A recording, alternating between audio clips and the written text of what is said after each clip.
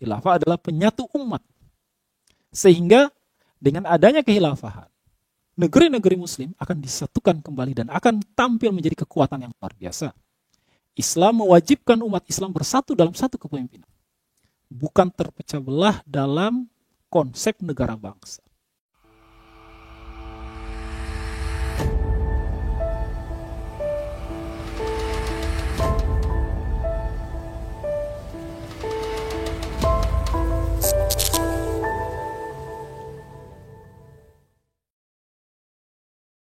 Bismillahirrahmanirrahim. Assalamualaikum warahmatullahi wabarakatuh.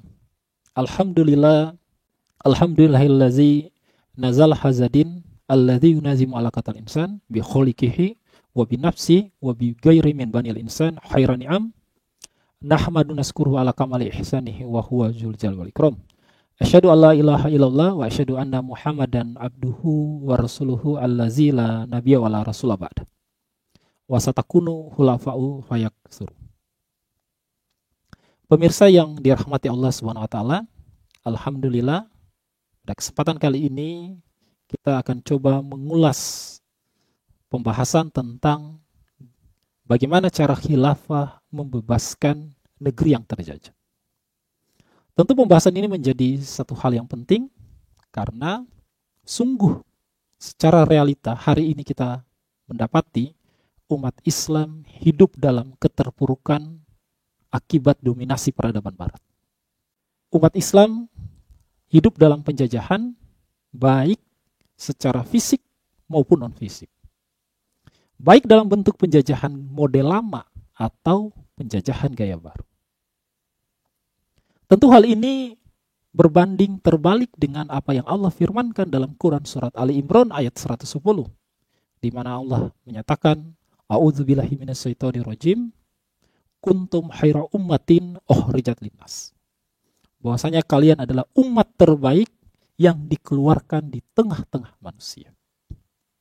Umat terbaik, umat Islam. Label ini langsung Allah berikan melalui firman. Tentu umat Islam sebagai umat terbaik, hal ini dirasakan ketika khilafah masih eksis dalam kehidupan. Ketika khilafah memimpin dunia selama berabad-abad.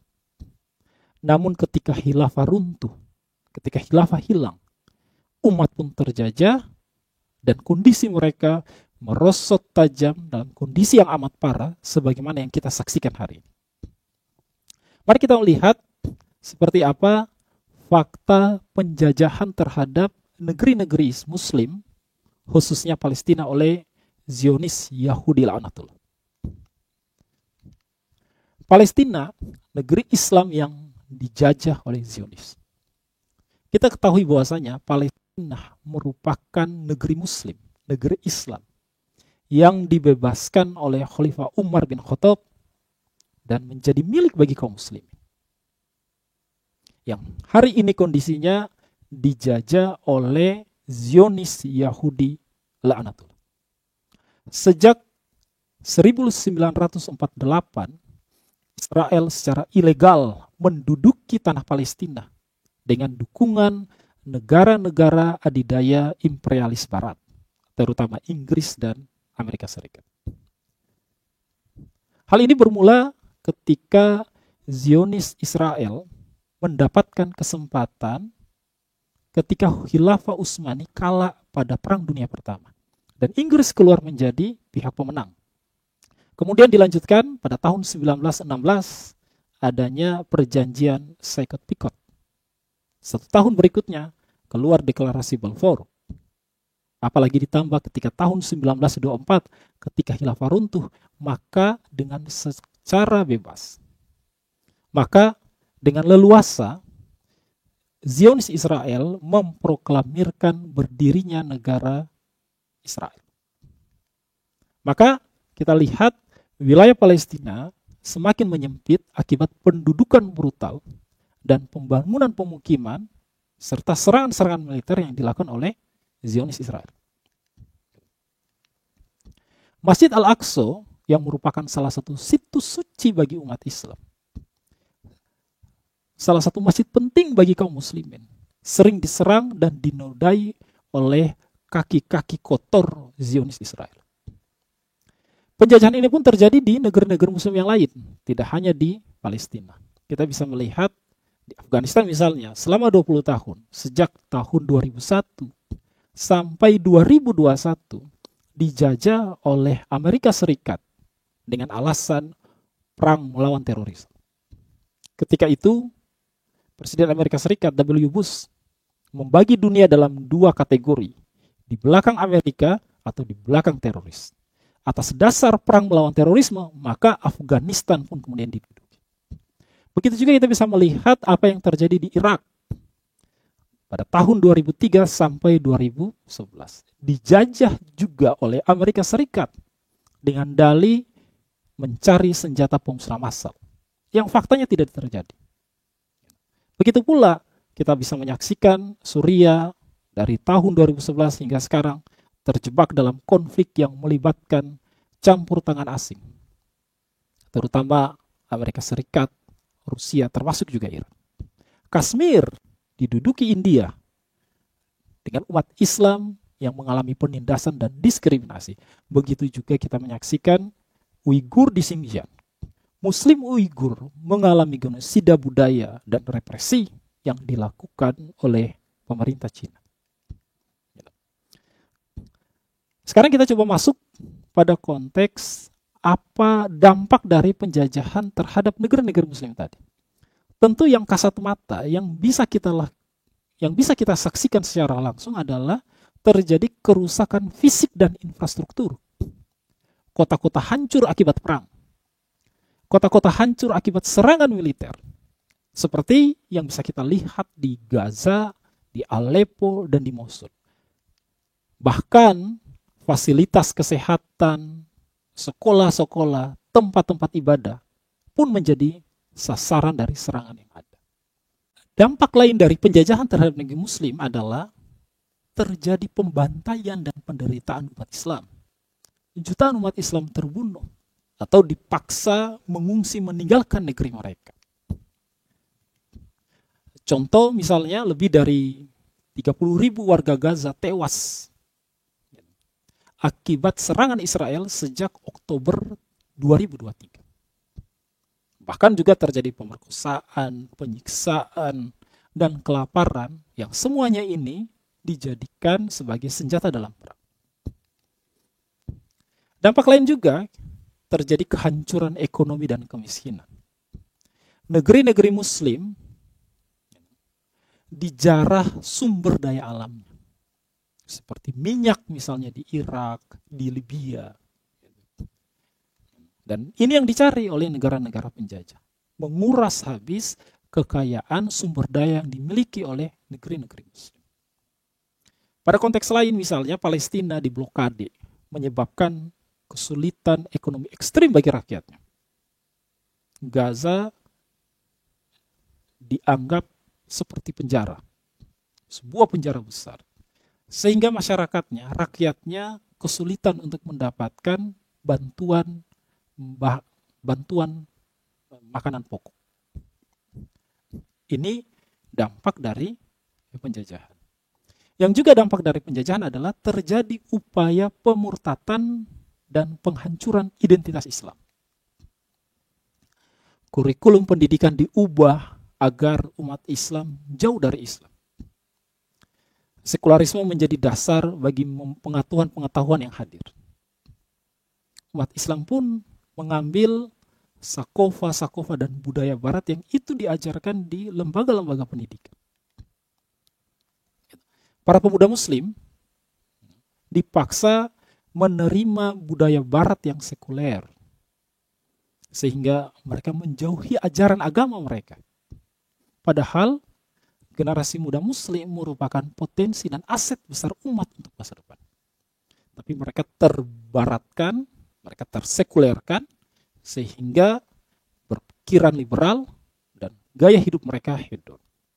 Ini merupakan bagian-bagian dari dampak penjajahan terhadap negeri muslim. Selanjutnya, kita mau coba lihat tentang penyebab penjajahan terhadap negeri muslim. Yang pertama, adanya persatuan umat Islam yang begitu lemah.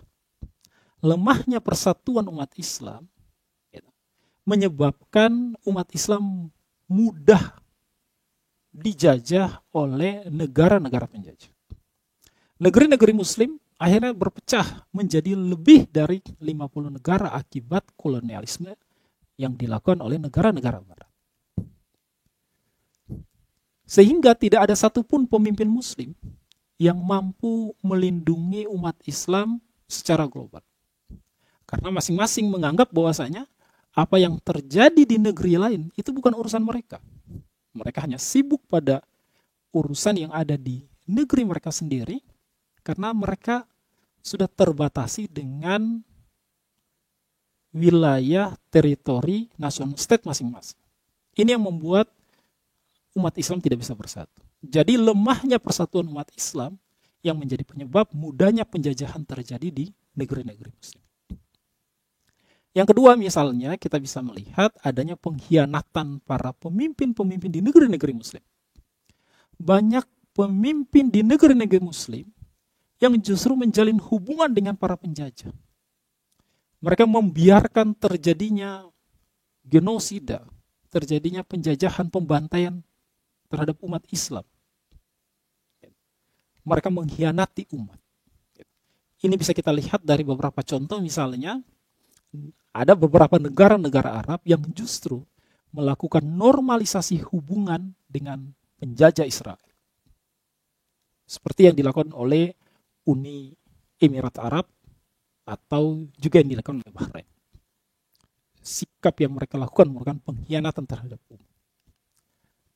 Ini penyebab bagaimana negeri-negeri Muslim itu mudah dijajah. Berikutnya, adanya ketergantungan terhadap negara-negara Barat. Banyak negeri-negeri Muslim yang bergantung kepada Barat secara ekonomi, secara militer, dan secara teknologi. Dan ini menjadi celah masuknya penjajahan model baru.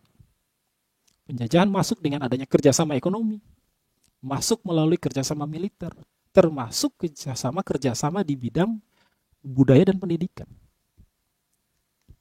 Dan negara-negara muslimin itu tergantung terhadap negara-negara Barat pada aspek-aspek ini. Contoh misalnya kita bisa melihat Saudi dan Mesir membeli senjata dari Amerika Serikat dan bergantung pada dolar dalam perdagangannya. Penyebab berikutnya, tidak adanya khilafah sebagai pelindung umat Islam. Kita tahu bahwasanya khilafah merupakan haris lil muslimin, penjaga bagi kaum muslimin, penjaga atas agama mereka, penjaga atas harta mereka, penjaga atas darah mereka. Maka ketiadaan khilafah membuat pelindung umat akhirnya hilang. Sejak runtuhnya khilafah Utsmani pada tahun 1924, umat Islam kehilangan pelindung yang bisa melawan penjajah. Tidak ada kekuatan militer Islam yang akhirnya bisa membela Palestina, membela negeri-negeri muslim lain ketika dijajah dan dibantai oleh negara-negara kafir imperialis. Lantas berikutnya, seperti apa cara khilafah agar negeri muslim tidak dijajah oleh negara-negara kafir penjajah? Yang pertama yang akan dilakukan oleh khilafah untuk membebaskan negeri-negeri yang terjajah adalah dengan menyatukan seluruh negeri-negeri muslim dalam satu khilafah. Kita tahu bahwasanya khilafah merupakan muwahidul ummah. Khilafah adalah penyatu umat. Sehingga dengan adanya kekhilafahan, negeri-negeri muslim akan disatukan kembali dan akan tampil menjadi kekuatan yang luar biasa. Islam mewajibkan umat Islam bersatu dalam satu kepemimpinan, bukan terpecah belah dalam konsep negara bangsa. Ini yang akan dilakukan oleh khilafah yang pertama. Sebagaimana Rasulullah SAW bersabda, "Iza bui ali khalifatain faktulu akhira minhum." jika dibaiat 2 orang khalifah, maka bunuhlah khalifah yang dibaiat kedua dari kedua orang yang dibaiat tadi. Ini menunjukkan bahwasanya apa yang disampaikan oleh Rasul merupakan sesuatu yang tegas, menumpahkan darah bagi khalifah yang dibaiat kedua. Ini menunjukkan bahwasanya wajib bagi umat Islam agar tidak memiliki 2 kepemimpinan. Mereka harus bersatu dalam satu kepemimpinan. Yang dengan satu kepemimpinan mereka akan menjadi umat yang kuat. Dan khilafah atau seorang khalifah akan hadir menjadi penjaga, pengurus, dan penanggung jawab bagi umat. Rasul sampaikan, al-imamu ra'in wa huwa mas'ulun an ru'yati. Imam itu adalah pengurus dan dia dimintai pertanggungjawaban. Maka umat akan dilindungi oleh seorang khalifah. Ini yang pertama. Yang kedua, khilafah akan membangun militer Islam yang kuat melalui salah satu badan dalam struktur khilafah, yakni Dairatul Harbiyah, Departemen Peperangan. Akan dibangun kekuatan militer Islam yang kuat. Direkrut SDM militer yang unggul, yang andal di tengah-tengah umat. Karena khilafah wajib memiliki militer yang kuat untuk melindungi umat Islam dan membebaskan negeri-negeri yang terjajah. Contoh dalam sejarah bisa kita tengok apa yang dilakukan oleh Salahuddin Al-Ayyubi ketika membebaskan Palestina dari tentara salib pada tahun 1987. Salahuddin Al-Ayyubi membangun kekuatan militer Islam yang kuat, yang dengan itu mampu membebaskan Palestina dari tangan-tangan kotor tentara salibis. Kita juga bisa menengok dalam catatan sejarah bagaimana Khilafah Utsmani mampu menghentikan penjajahan Barat atas dunia Islam selama berabad-abad karena memiliki kekuatan militer Islam yang kuat. Maka langkah kedua yang akan dibangun oleh khalifah adalah, atau langkah kedua yang akan dilakukan oleh khilafah adalah membangun militer Islam yang kuat untuk melindungi umat Islam atau untuk membebaskan setiap dari negeri-negeri yang terjajah. Yang berikutnya yang akan dilakukan oleh khilafah adalah menghentikan hubungan dengan negara-negara kafir penjajah. Khilafah akan memetakan dunia dalam 2 kategori, Darul Islam dan Darul Kufur. Dalam konteks Darul Kufur, muharriban fi'lan, negara-negara kafir penjajah yang secara langsung memerangi kaum muslimin, maka hubungan dengan mereka adalah hubungan perang. Sehingga kerjasama militer, ekonomi itu harus dihentikan. Sehingga khilafah akan menghentikan kerjasama militer, menghentikan kerjasama ekonomi dengan Amerika Serikat, dengan Israel, dengan Rusia maupun dengan China. Di mana kerjasama ini menjadi pintu masuknya penjajahan ke negeri-negeri muslim. Begitu juga khilafah akan melakukan penolakan terhadap sistem kapitalisme. Penolakan terhadap institusi-institusi yang merupakan bagian dari kapitalis. Seperti IMF yang membuat negeri-negeri muslim bergantung kepada Barat. Khilafah sebagai munafizus syariah, sebagai pelaksanaan dari syariat Islam, tentu akan melaksanakan syariat dan secara otomatis akan membuang sistem kapitalis. Sehingga umat tidak bergantung kepada Barat, yang itu menjadi celah masuknya penjajahan di negeri-negeri kaum muslim. Yang berikutnya yang juga akan dilakukan oleh khilafah Islam adalah menggerakkan jihad untuk membebaskan negeri-negeri yang terjajah. Jihad adalah satu-satunya cara efektif untuk mengusir penjajah dari negeri Islam. Dengan seruan jihad, kaum muslimin akan berbondong-bondong untuk hadir turut serta dalam aktivitas mengusir penjajah. Kita bisa menyaksikan dalam jejak sejarah bagaimana perlawanan yang dilakukan oleh bagaimana perlawanan yang dilakukan oleh Khilafah Utsmani melawan kekuatan Eropa di Balkan dan di Timur Tengah dengan adanya seruan jihad. Begitu juga peperangan yang dilakukan oleh Sultan Abdul Hamid II dalam rangka melawan gabungan dari negara-negara barat di dunia Islam juga dengan kekuatan dan spirit jihad. Bahkan di Nusantara Indonesia kita mendapati banyak ulama-ulama kaum muslimin yang mengumandangkan resolusi-resolusi jihad yang dengan itu mampu mengusir dan melawan para penjajah. Maka dengan adanya khilafah akan mengumumkan secara akbar seruan jihad bagi setiap muslim untuk memerangi para penjajah dimanapun mereka berada. Maka jihad merupakan cara yang sangat efektif dan terbukti untuk mengusir para penjajah dari negeri-negeri muslim. Itu yang akan juga dilakukan oleh khilafah. Termasuk yang juga akan dilakukan oleh khilafah adalah membangun kekuatan ekonomi atau membangun ekonomi Islam yang mandiri. Sebab ekonomi merupakan pintu masuk dalam penjajahan gaya baru. Khilafah akan menjaga sumber daya alam yang dimiliki oleh umat dan tidak menjual sumber daya alam itu kepada para penjajah. Karena khilafah tidak boleh memperkuat negara-negara penjajah. Sehingga dalam pengelolaan sumber daya alam akan dikelola secara mandiri dan tidak akan diserahkan kepada para penjajah. Termasuk khilafah akan menjalankan sistem ekonomi Islam.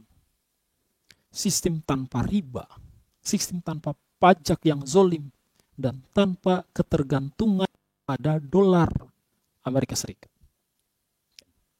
Ini yang akan menutup celah pintu-pintu masuknya penjajahan di dunia Islam. Maka sebagai kesimpulan kita mendapati bahwasanya Palestina dan negeri muslim lainnya dijajah karena lemahnya kepemimpinan Islam. Bahkan hilangnya kepemimpinan Islam. Ketika tidak ada kepemimpinan Islam, maka tidak ada yang menjaga umat. Yang ada justru pemimpin-pemimpin di negeri-negeri muslim hari ini mereka mengkhianati umat. Adanya pengkhianatan oleh para pemimpin-pemimpin di negeri-negeri muslim. Mereka justru mengabdikan diri mereka kepada negara-negara penjajah.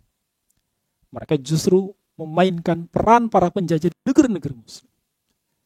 Ini yang membuat Palestina dan negeri-negeri muslim tetap dalam penjajahan. Yang kedua, kita menyaksikan bahwasanya penjajahan menyebabkan kerusakan fisik, kerusakan infrastruktur, kerusakan ekonomi, kerusakan sosial bagi umat Islam. Bahkan identitas keislaman umat pun menjadi serangan dalam penjajahan yang ada. Umat Islam makin jauh dengan Islam karena adanya penjajahan. Yang ketiga, satu-satunya solusi adalah harus mengembalikan kembali khilafah yang akan menyatukan umat. Dengan adanya khilafah, umat akan dipersatukan. Negeri-negeri muslim akan bersatu kembali sehingga menjadi satu kekuatan yang luar biasa. Akan membangun kekuatan militer yang dahsyat.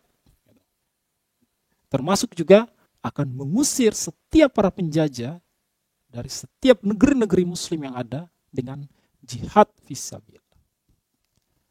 Dan yang terakhir, sejarah telah membuktikan bahwasanya khilafah berhasil melindungi umat Islam dari penjajahan. Secara sejarah sudah terbukti dengan gamblang di hadapan bahwasanya dengan adanya khilafah, para penjajah tidak berani mengobrak-abrik umat Islam, tidak berani untuk hadir menjajah negeri-negeri kaum muslimin, karena mereka memiliki seorang pemimpin yang senantiasa menjaga mereka. Dan dengan khilafah, kekuatan umat menjadi satu kekuatan yang luar biasa. Sebagaimana kita ketahui, misalnya apa yang dilakukan oleh Salahuddin Al-Ayyubi dan Khilafah Utsmani dalam menjaga Palestina dan negeri-negeri muslim lainnya. Itu mungkin yang bisa kami sampaikan pada kesempatan kali ini. Semoga menjadi satu hal yang memberikan satu pemahaman bagi kita bahwasanya keberadaan khilafah merupakan kata kunci dan solusi untuk bisa membebaskan negeri-negeri yang terjajah. Akhir kalam, Assalamualaikum warahmatullahi wabarakatuh.